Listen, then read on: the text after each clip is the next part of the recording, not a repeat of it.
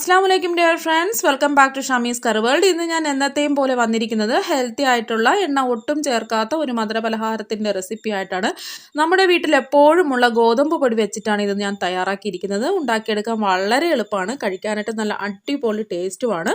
അപ്പോൾ വായിലിട്ടാൽ തന്നെ അലിഞ്ഞിറങ്ങുന്ന ഈ മധുരപലഹാരം നമുക്ക് എങ്ങനെ ഉണ്ടാക്കിയെടുക്കാൻ നോക്കാം.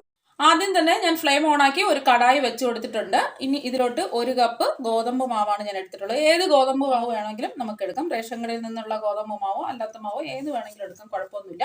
ഇനി ഫ്ലെയിം ഒന്ന് മീഡിയം ഫ്ലെയിം ആക്കിയതിന് ശേഷം ഇതൊന്ന് റോസ്റ്റ് ചെയ്ത് കൊടുക്കണം. നമുക്ക് ഇതിൻ്റെയൊക്കെ നിറം ഒന്ന് ചെറുതായിട്ടൊന്ന് മാറി നല്ലൊരു മണം വരും. അതുവരെ നമുക്കിതൊന്ന് റോസ്റ്റ് ചെയ്തെടുക്കാം. അപ്പോൾ നിങ്ങൾ മാവ് അളന്നെടുക്കുമ്പോൾ ഏത് കപ്പിലാണോ നിങ്ങൾ അളന്നെടുക്കുന്നത് ബാക്കി എല്ലാ ഇൻഗ്രീഡിയൻസും അതേ അളവിൽ തന്നെ അളന്നെടുക്കാൻ ശ്രദ്ധിക്കുക. നമുക്ക് വറുത്ത് കൊടുക്കാം. ഇവിടെ ഒരു 5 മിനിറ്റ് ആയപ്പോൾ തന്നെ നല്ലൊരു മണമൊക്കെ വരുന്നുണ്ട്. വലുതായിട്ട് നിറമൊന്നും മാറിയിട്ടില്ല. ഇനി ഇതിലോട്ട് നമുക്ക് 1 ടേബിൾ സ്പൂൺ നെയ്യ് ചേർത്ത് കൊടുക്കാം. ഇനി നന്നായിട്ടൊന്ന് മിക്സ് ചെയ്ത് ഒരു 5-6 മിനിറ്റ് കൂടെ നമുക്ക് ഇളക്കി കൊടുക്കണം. ഇതൊന്നും ബ്രൗൺ നിറമാകണം. നമുക്ക് ഈ ഗോതമ്പ് മാവ് ഈ നെയ്യിൽ കിടന്നിട്ട് നല്ലോണം ഒന്ന് വറുത്തെടുക്കാം. ഇപ്പോൾ അതാ ഒരു 5 മിനിറ്റും കൂടെ ആയിട്ടുണ്ട്. നേരത്തെ നമ്മൾ 5 മിനിറ്റ് മീഡിയം ഫ്ലെയിമിലിട്ട് മാവ് വറുത്ത് കൊടുത്തിട്ടുണ്ടായിരുന്നു. ഇപ്പോൾ അതാ ഒരു 5 മിനിറ്റും കൂടെ ആയിട്ടുണ്ട്. അപ്പോൾ നല്ലൊരു മണമൊക്കെ വരുന്നുണ്ട്. ചെറുതായിട്ട് നിറമൊക്കെ മാറി ഒരു ഗോൾഡൻ നിറം ആയിട്ടുണ്ട് നമുക്ക്. അപ്പോൾ ഇനി നമുക്ക് ഫ്ലെയിം ഓഫാക്കി ഒരു പ്ലേറ്റിലോട്ട് നമുക്ക് മാറ്റാം. ഇനി നമ്മൾ ഈർപ്പമൊന്നും ഇല്ലാത്ത ഒരു പ്ലേറ്റ് എടുക്കുക. അതിലോട്ട് ഈ മാവ് ഇട്ട് കൊടുക്കാം. അപ്പോൾ നമ്മൾ എടുക്കുമ്പോൾ മാവ് ഉടനെ തന്നെ നമുക്ക് കടായിൽ നിന്ന് എടുക്കണം, അല്ലെങ്കിൽ ഇടിക്ക് പിടിച്ച് കരിഞ്ഞു പോകും. ഇനി നമുക്ക് ഇത് മാറ്റി വയ്ക്കാം. അടുത്തതായിട്ട് ഫ്ലെയിം ഓണാക്കി കൊടുത്ത് ഒരു പാൻ വെച്ച് കൊടുത്തിട്ടുണ്ട്. ഇതിലോട്ടൊരു 1/4 കപ്പ് വെള്ള എള്ളാണ് ഞാൻ ചേർത്ത് കൊടുക്കുന്നത്. ഒരു 2 മിനിറ്റ് ഇതൊന്ന് റോസ്റ്റ് ചെയ്തെടുക്കാം.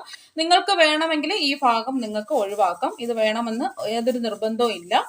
ഇനി ഇത് മീഡിയം ഫ്ലെയിമിൽ വെച്ചിട്ട് നമുക്കിതൊന്ന് 2 മിനിറ്റ് ഒന്ന് റോസ്റ്റ് ചെയ്തെടുക്കാം. അപ്പോൾ ഒരു 2 മിനിറ്റ് ആയപ്പോൾ തന്നെ ഇതാ എള്ള ആയിട്ടുണ്ട്. ഒരുപാട് അങ്ങ് നിറമൊന്നും മാറേണ്ട ആവശ്യമില്ല. അപ്പോൾ ഇനി ഇത് നമുക്ക് മാറ്റി വയ്ക്കാം. അതേ പാനിൽ തന്നെ ഞാൻ ഫ്ലെയിം ഓണാക്കി കൊടുത്തിട്ടുണ്ട്. ഒരു 4 ടേബിൾ സ്പൂൺ തേങ്ങയാണ് ഞാൻ എടുത്തിട്ടുള്ളത്. അപ്പോൾ ഇനി ഇതൊന്ന് റോസ്റ്റ് ചെയ്തെടുക്കാം. നമുക്ക് ഈ തേങ്ങയുടെ വെള്ളത്തിൻ്റെ അംശമൊക്കെ നമുക്കൊന്ന് മാറിക്കിട്ടണം. ഈ തേങ്ങയുടെ വെള്ളത്തിൻ്റെ അംശമൊക്കെ മാറിക്കിട്ടുകയും വേണം. നമ്മുടെ തേങ്ങ നിറം മാറാനും പാടില്ല. ഒന്ന് 2 മിനിറ്റ് നമുക്ക് റോസ്റ്റ് ചെയ്തെടുക്കാം. ഫ്ലെയിം കൂട്ടി വെച്ച് കൊടുക്കാൻ പാടില്ല, എപ്പോഴും മീഡിയം ഫ്ലെയിം തന്നെ വെച്ച് കൊടുക്കാം. അപ്പോൾ ഒരു 2 മിനിറ്റ് ആയിട്ടുണ്ട്. തേങ്ങയുടെ വെള്ളത്തിൻ്റെ അംശമൊക്കെ പോയിട്ടുണ്ട്. ഇനി ഇതിലോട്ട് ഒരു 3 ടേബിൾ സ്പൂൺ കപ്പലണ്ടിയാണ് ഞാൻ ചേർത്ത് കൊടുക്കുന്നത്. അതും കൂടി 1 മിനിറ്റും കൂടി നമുക്കൊന്ന് റോസ്റ്റ് ചെയ്ത് കൊടുക്കാം. ഫ്ലെയിം നന്നായിട്ട് കുറച്ച് വെച്ച് കൊടുക്കുക. അപ്പോൾ 1 മിനിറ്റ് ആയിട്ടുണ്ട്. ഇനി നമുക്ക് ഫ്ലെയിം ഓഫാക്കി തണുക്കാൻ വേണ്ടി നമുക്ക് ഒരു പ്ലേറ്റിലോട്ട് മാറ്റാം. നമ്മൾ എടുക്കുമ്പോൾ ഈർപ്പമൊന്നും ഇല്ലാത്ത പ്ലേറ്റ് വേണം എടുക്കാൻ വേണ്ടിയിട്ട്. ഇനി ഇത് നന്നായിട്ട് തണുക്കാൻ വേണ്ടി നമുക്ക് മാറ്റി വയ്ക്കാം. നമ്മൾ വറുത്ത് മാറ്റി വെച്ച തേങ്ങയും കപ്പലണ്ടിയും നല്ലോണം തണുത്ത് വന്നിട്ടുണ്ട്. ഇനി ഇതൊന്ന് പൊടിച്ചെടുക്കണം. അതിന് വേണ്ടിയിട്ട് മിക്സിയിൽ ചെറിയൊരു ജാർ എടുക്കുക. ഈർപ്പമൊന്നും ഇല്ലാത്ത ജാർ വേണം എടുക്കാൻ വേണ്ടിയിട്ട്. ഇനി ഇതിലോട്ട് നമുക്ക് ഇതിട്ട് കൊടുക്കാം. ഇനി നന്നായിട്ട് ഇത് പൊടിച്ചെടുത്തിട്ട് വരാം. അപ്പോൾ നമ്മുടെ കപ്പലണ്ടിയും തേങ്ങയും നന്നായിട്ട് ഇതാ പൊടിച്ചെടുത്തിട്ടുണ്ട്. അപ്പോൾ നിങ്ങൾ പൊടിച്ചെടുക്കുമ്പോൾ ഒന്ന് നിർത്തി വേണം നല്ലോണം പൊടിച്ചെടുക്കാൻ വേണ്ടിയിട്ട്, അല്ലെങ്കിൽ പെട്ടെന്ന് ജാമായി ഉരുണ്ടു പോകും ഇത്. ഇനി ഇത് നമുക്ക് മാറ്റി വയ്ക്കാം. അടുത്തതായിട്ട് ഞാനിവിടെ ഫ്ലെയിം ഓണാക്കി ഒരു പാൻ വെച്ച് കൊടുത്തിട്ടുണ്ട്. ഇനി ഇതിലോട്ട് 1/4 കപ്പ് ശർക്കരയാണ് ഞാൻ എടുത്തിട്ടുള്ളത്. അപ്പോൾ ശർക്കര നിങ്ങൾ എടുക്കുമ്പോൾ പൊടിച്ചിട്ടെടുക്കുക. അപ്പോൾ പെട്ടെന്ന് തന്നെ നമുക്ക് മെൽറ്റായി കിട്ടും. ഇനി ഇതിലോട്ട് 1/4 കപ്പ് വെള്ളവും കൂടി ചേർത്ത് ഇതൊന്ന് നമുക്ക് ഉരുക്കിയെടുക്കാം. മീഡിയം ഫ്ലെയിമിൽ ഇട്ട് കൊടുക്കുക. പെട്ടെന്ന് തന്നെ അത് ഉരുക്കി കിട്ടും. ഈ വെള്ളം ഒന്ന് തിളയ്ക്കുന്ന നേരം കൊണ്ട് തന്നെ നമുക്ക് ശർക്കര ഉരുക്കി കിട്ടും. അപ്പോൾ ഞാനിവിടെ എടുത്തിട്ടുള്ളത് കറുത്ത ശർക്കരയാണ്. അപ്പോൾ നിങ്ങളുടെ കയ്യിൽ വെള്ള ശർക്കരയാണെന്നുണ്ടെങ്കിൽ കുഴപ്പമൊന്നുമില്ല. അപ്പോൾ കറുത്ത ശർക്കരയാണെന്നുണ്ടെങ്കിൽ കുറച്ചും കൂടി ടേസ്റ്റും കിട്ടും, നമ്മുടെ പലഹാരത്തിന് കുറച്ചും കൂടി നിറവും കിട്ടും. അതുകൊണ്ടാണ് ഞാൻ അത് എടുത്തിട്ടുള്ളത്. ഇതൊന്ന് ഉരുക്കി വരട്ടെ. അപ്പോൾ നമ്മുടെ ശർക്കര പെട്ടെന്ന് തന്നെ മെൽറ്റായി കിട്ടും. നമ്മൾ പൊടിച്ചാണല്ലോ ചേർത്ത് കൊടുത്തിരിക്കുന്നത്. അപ്പോൾ ഇത് ഒരു നൂൽ പാവൊന്നും ആവേണ്ട ആവശ്യമൊന്നുമില്ല. ഇത് ജസ്റ്റ് ഒന്ന് തിളച്ചാൽ മാത്രം മതി. അപ്പോൾ കട്ടകളൊന്നും ഇല്ലാതെ നമുക്ക് അലിഞ്ഞ് കിട്ടണം. അപ്പോൾ നമുക്കിത് ആ വെള്ളം തിളച്ചപ്പോൾ തന്നെ ശർക്കര മെൽറ്റായി കട്ടകളെല്ലാം ഉടഞ്ഞ് അലിഞ്ഞ് വന്നിട്ടുണ്ട്. ഇനി നമുക്ക് ഫ്ലെയിം ഓഫാക്കി നമുക്കിതൊന്ന് അരിച്ചൊഴിക്കണം. അപ്പം മണ്ണും അഴുക്കൊക്കെ ഉണ്ടെന്നുണ്ടെങ്കിൽ അരിച്ചൊഴിച്ചാൽ മതി, അല്ലാന്നുണ്ടെങ്കിൽ അരിച്ചൊഴിക്കേണ്ട ആവശ്യമില്ല. ഇനി ഞാൻ ഇതൊന്ന് അരിച്ചൊഴിക്കുകയാണ്. അപ്പോൾ നമ്മൾ ഏത് പാത്രത്തിലാണോ ഈ പലഹാരം തയ്യാറാക്കാൻ പോകുന്നത് ആ പാത്രം അടുപ്പിൽ വെക്കുക. ഞാൻ ഇവിടെ ഫ്ലെയിം ഓണാക്കി ഒരു കടായി വെച്ച് കൊടുത്തിട്ടുണ്ട്. ഇനി നമ്മൾ ഈ ശർക്കര ഒന്ന് അരിച്ചൊഴിക്കണം. ഞാനിവിടെ സ്റ്റീലിൻ്റെ അരിപ്പാണ് എടുത്തിട്ടുള്ളത്. അപ്പോൾ അത് പ്രത്യേകം ശ്രദ്ധിക്കുക. നമ്മൾ എടുക്കുമ്പോൾ സ്റ്റീലിൻ്റെ അരിപ്പ് വേണം എടുക്കാൻ. ഇപ്പോൾ ചൂടോട് കൂടിയാണ് നമ്മൾ ഒഴിച്ചു കൊടുത്തിട്ടുള്ളത്. പ്ലാസ്റ്റിക് അരിപ്പാണെന്നുണ്ടെങ്കിൽ ഉരുകിപ്പോകും. ഇത് നമുക്ക് കളയാം. അപ്പോൾ ഈ ശർക്കര പാനി നമ്മൾ വറുത്ത് മാറ്റി വെച്ച ഗോതമ്പ് പൊടി കുറേശ്ശെ ഇട്ട് നമുക്കിതൊന്ന് മിക്സ് ചെയ്ത് കൊടുക്കാം. കട്ടയൊന്നും ഇല്ലാതെ വേണം നമുക്ക് മിക്സ് ചെയ്തെടുക്കാൻ വേണ്ടിയിട്ട്. എല്ലാം കൂടി ഒരുമിച്ചിടാതെ നമ്മൾ കുറേശ്ശെ ഇട്ട് മിക്സ് ചെയ്ത് കൊടുക്കുക. പെട്ടെന്ന് തന്നെ ആയി കിട്ടും ഇത്. ബാക്കി മുഴുവനും നമുക്ക് ഇട്ട് കൊടുക്കാം. ഇനി നമുക്ക് ഇതൊന്ന് മിക്സ് ചെയ്ത് കൊടുക്കാം. പെട്ടെന്ന് തന്നെ നമുക്ക് ആയി കിട്ടും. ഇനി നമുക്ക് ഫ്ലേവറിന് വേണ്ടിയിട്ട് 1 സ്പൂൺ ഏലക്കാപ്പൊടിയും കൂടി ചേർത്ത് നന്നായിട്ട് മിക്സ് ചെയ്ത് കൊടുക്കാം. ഫ്ലെയിം നന്നായിട്ട് കുറച്ച് വെച്ച് കൊടുക്കുക. നമ്മൾ പൊടിച്ച് മാറ്റി വെച്ച കപ്പലണ്ടിയുടെയും തേങ്ങയുടെ മിക്സ് ഇട്ട് കൊടുക്കാം. എല്ലാം കൂടി ഒന്ന് മിക്സ് ചെയ്ത് കൊടുക്കുക. തന്നെ നല്ലൊരു മണമൊക്കെ വരുന്നുണ്ട്. ഫ്ലെയിം നന്നായിട്ട് കുറച്ചിട്ട് വേണം ഇതൊക്കെ ചെയ്തെടുക്കാൻ വേണ്ടിയിട്ട്. ഇനി ഇതിലോട്ട് ഒരു 2 പിഞ്ച് ഉപ്പും കൂടി ഞാൻ ചേർത്ത് കൊടുക്കുകയാണ്. അപ്പോൾ നിങ്ങളുടെ ശർക്കരയിൽ ഉപ്പിൻ്റെ അംശം ഉണ്ടെന്നുണ്ടെങ്കിൽ ചേർത്ത് കൊടുക്കേണ്ട ആവശ്യമില്ല, അല്ലെങ്കിൽ ചേർത്ത് കൊടുക്കുക. അടുത്തതായിട്ട് നമ്മൾ വറുത്ത് മാറ്റി വെച്ച എള്ളിൽ നിന്നും 1 സ്പൂൺ എള്ള് ഞാൻ ഇട്ട് കൊടുക്കുകയാണ്. എള്ള് ഇല്ലെങ്കിൽ ഇട്ട് കൊടുക്കേണ്ട ആവശ്യമില്ല, ഉണ്ടെന്നുണ്ടെങ്കിൽ ഇട്ട് കൊടുത്താൽ മതി. എള്ളിൻ്റെ ആവശ്യമില്ല. നിങ്ങൾ കയ്യിൽ എള്ള് ഇല്ലെങ്കിൽ ചേർത്ത് കൊടുക്കേണ്ട ആവശ്യമില്ല. നന്നായിട്ട് മിക്സ് ചെയ്ത് കൊടുക്കാം. ലാസ്റ്റായിട്ട് ഞാനിവിടെ 1 സ്പൂൺ നെയ്യും കൂടെ ഒന്ന് ചേർത്ത് കൊടുക്കുകയാണ്. ഒന്ന് ഒട്ടിപ്പിടിക്കാതിരിക്കുന്നതിന് വേണ്ടിയിട്ടാണ്. നന്നായിട്ടൊന്ന് മിക്സ് ചെയ്ത് കൊടുക്കാം. ഇനി നമുക്ക് ഫ്ലെയിം ഓഫാക്കി കൊടുക്കാം. ഇത്രയും മതി. ഇനി ഉടൻ തന്നെ നമുക്ക് ഒരു പാത്രത്തിലോട്ട് മാറ്റണം. എല്ലാം ഒന്ന് നന്നായിട്ട് മിക്സ് ചെയ്ത് കൊടുക്കാം. അപ്പം നമ്മൾ വറുത്ത് മാറ്റി വെച്ച ഈ മിക്സ് ഉടൻ തന്നെ ഈർപ്പമൊന്നുമില്ലാത്ത ഒരു പാത്രത്തിലോട്ട് നമുക്ക് മാറ്റണം. ഇനി ഇതൊന്ന് ചെറുതായിട്ടൊന്ന് തണുത്ത് വരണം നമുക്ക്.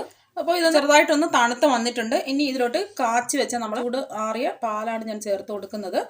ഒരു 3 ടേബിൾ സ്പൂൺ പാല് ഞാനിവിടെ ചേർത്ത് കൊടുക്കുകയാണ്. നന്നായിട്ട് കൈവച്ച് നമുക്ക് നന്നായിട്ട് കുഴച്ചെടുക്കണം. അപ്പോൾ നമുക്ക് നന്നായിട്ട് ഇത് ഉരുണ്ട് നല്ലോണം കുഴഞ്ഞ് കിട്ടണം. ഞാനിവിടെ 1 ടേബിൾ സ്പൂൺ പാലും കൂടെ ചേർത്ത് കൊടുക്കുകയാണ്. നന്നായിട്ടൊന്ന് മിക്സ് ചെയ്ത് കൊടുക്കാം. നമുക്ക് ബോൾ പോലെ ഒന്ന് ഉരുണ്ട് നമുക്ക് നല്ല ഷേപ്പിന് കിട്ടണം. നല്ലോണം മിക്സ് ചെയ്ത് കൊടുക്കാം. അപ്പം ഞാനിവിടെ നല്ലോണം കുഴച്ച് എടുത്തിട്ടുണ്ട്. ഇതുപോലെ വേണം നമ്മൾ കുഴച്ചെടുക്കാൻ വേണ്ടിയിട്ട്. ഇനി നമ്മൾ കുറച്ച് എടുത്ത് ഇഷ്ടമുള്ള ഷേപ്പാക്കി നമുക്ക് എടുക്കണം. കുറച്ച് മാവ് എടുക്കുക. എന്നിട്ട് നമുക്ക് ഇഷ്ടമുള്ള ഷേപ്പ്, നിങ്ങൾക്ക് ഇഷ്ടമുള്ള ഏത് ഷേപ്പാണോ വേണ്ടത് ആ ഷേപ്പാക്കി എടുക്കുക നമുക്ക്. അപ്പോൾ ഇതുപോലെ ഞാൻ ഷേപ്പ് ചെയ്തെടുത്തിട്ടുണ്ട്. അപ്പോൾ നിങ്ങൾക്ക് ഏത് ഷേപ്പാണോ വേണ്ടത് അതുപോലെ ആക്കിയെടുക്കുക. ഇനി നമ്മൾ നേരത്തെ എടുത്ത് മാറ്റി വെച്ച എള്ളിലൊന്ന് കോട്ട് ചെയ്തെടുക്കുകയാണ്. അപ്പോൾ നിങ്ങൾക്ക് ഡെസിക്കേറ്റഡ് കോക്കനട്ടാണ് കയ്യിലുണ്ടെന്നുണ്ടെങ്കിൽ അതിൽ കോട്ട് ചെയ്തെടുത്താലും മതി. ഇതൊന്നും വേണമെന്ന് യാതൊരു നിർബന്ധമില്ല. ഇങ്ങനെ ആയാലും നല്ല ടേസ്റ്റാണ് കഴിക്കാനായിട്ട്. അപ്പോൾ ഇതിലിതായിട്ട് നമുക്കിതൊന്ന് കോട്ട് ചെയ്തെടുക്കാം. ആ ഒരു ഭംഗിക്ക് വേണ്ടിയാണ് ഞാൻ ചെയ്ത് കൊടുക്കുന്നത്. നിങ്ങൾക്ക് ഇതില്ലാന്നുണ്ടെങ്കിൽ യാതൊരു നിർബന്ധവും ഇല്ല. അപ്പോൾ ഇതുപോലെ നമുക്ക് ആക്കിയെടുക്കാം. ഇതുപോലെ നമുക്ക് എല്ലാം ആക്കി മാറ്റാം. കുറച്ച് മാവ് എടുക്കാം. നന്നായിട്ട് ഇതുപോലെ മുറുക്കി ഇതുപോലെ പ്രസ് ചെയ്തെടുക്കുക മാവ്. വേറൊരു ഷേപ്പാണ് ഞാൻ കാണിക്കുന്നത്, സിലിണ്ടറിക്കൽ ഷേപ്പാണ്. അപ്പോൾ നിങ്ങൾക്ക് റൗണ്ട് ഷേപ്പാണ് വേണ്ടതെങ്കിൽ അങ്ങനെ ചെയ്തെടുക്കുക. ഇത് രണ്ടാമത് ഞാൻ സിലിണ്ടറിക്കൽ ഷേപ്പാക്കി എടുക്കുകയാണ്. എള്ളിലൊന്ന് കോട്ട് ചെയ്തെടുക്കുക. ഇതുപോലെ നമുക്ക് കോട്ട് ചെയ്തെടുക്കാം. അപ്പോൾ നിങ്ങൾക്ക് ഏത് ഷേപ്പാണോ നിങ്ങൾക്ക് എളുപ്പമാണെന്നുള്ളത് ആ ഷേപ്പിലാക്കിയെടുക്കുക.